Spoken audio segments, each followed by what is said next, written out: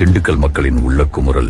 ஆட்சியில் என்ன செஞ்சிருக்காங்க, வந்து இதுவரை என்ன செஞ்சிருக்காங்க? ஒண்ணு கூட செய்ய கிடையாது. விளம்பர ஆட்சி தான், உண்மையிலே பேருக்கு தான் ஆட்சி. இதெல்லாம் ஃபர்ஸ்ட் மதுவிலக்கு கனிமொழி அம்மா சொன்னாங்க, வந்தோடனே தூக்கிடுவோம். ஒயின் ஷாப்பை மூடுறோம்னு தான் அவங்க வந்து ஓட்டு கேட்டு வந்தாங்க. ஆனா இப்ப வந்து இருக்க அதிகமாத்த ஆகிட்டு இருக்கு. காலேஜ் பிள்ளைகள்லாம் ரொம்ப மாத்திரை, போத ஊசி, கஞ்சா கிடைக்குது, போதை பொருள் கிடைக்குது, எல்லாமே எல்லா பக்கம் நடைமுறையில இருக்குது. பெண்களை காப்பாத்துறோம் அப்படிங்கிறாங்க. ஆனா பெண்களை தாலி இருக்கிறது தான் திமுகவோட ஒரு வேலையாவே இருக்கு. இந்த ஓட்டை போடுங்க, அந்த ஓட்டை போடுங்க, நான் ஜெயிச்சேன்னு இந்த ரோட்டை போட்டு கொடுத்துறேன், கால்வாய கட்டுறேன் அப்படிங்கிறாங்க. அதையும் போட மாட்டாங்க. பஸ் ஃப்ரீ பஸ்ங்கிறாங்க, சாப்பிட கூட நிப்பாட மாட்டேங்கிறாங்க. அவர் பொன்மொழி அமைச்சர் சொல்றாரு வந்து ஓசி பஸ் சொல்றாரு. பொம்பளை கண்டாவே அவங்களுக்கு எப்படி இருக்குன்னு தெரியாது. அதுக்கு ஃப்ரீ டிக்கெட்டே விடாம இருந்திருக்கலாம். ரொம்ப ரொம்ப மோசம் இந்த ஆட்சியில. இலவசமே எதுவுமே வேணாம், விலை குறைச்சு மக்களுக்கு நல்லது பண்ணாலே போதும். ஒண்ணுக்கு இருக்கிறதுக்கு ஒரு இடம் கிடையாது. கிட்டத்தட்ட இங்க 70 கடை 80 கடை இன்னைக்கு ஓடிக்கிட்டு இருக்கு. ஆனா இத்தனை கடைக்கு ஒரு கக்கூசி எங்கனையாவது இருக்கா? ஒரு ஆத்திர வருஷத்துக்கு நாங்களே எங்க போகட்டும்? பிசினஸ் பண்றாங்க மைண்ட் தாட்ல வர்றவங்க கூட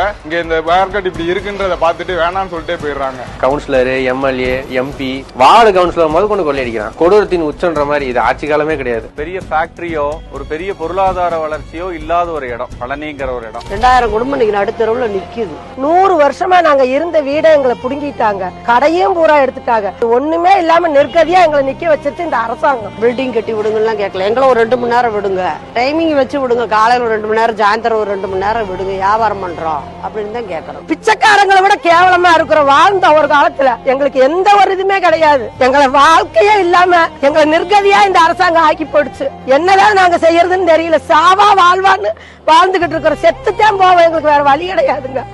அந்த நிலைமையில நாங்க உட்கார்ந்து இருக்கிறப்ப இது வரைக்கும் திமுகவுக்கு ஓட்டு போட்டு இன்னைக்கு வரைக்கும் ஸ்டாலினுக்கு ஓட்டு போட்டேன். என்னதான் செஞ்சிருக்கீங்க சொல்லுங்க பாப்போம். ரொம்ப கஷ்டங்க, ரொம்ப கஷ்டம்,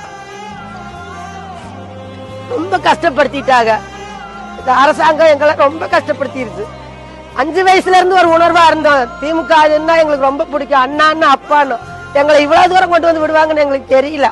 எதுவுமே நல்லது நடக்கலைங்க. எங்களுக்கு எல்லாமே எங்களை இது பண்ணி போட்டாங்க எல்லாரும் சேர்ந்து.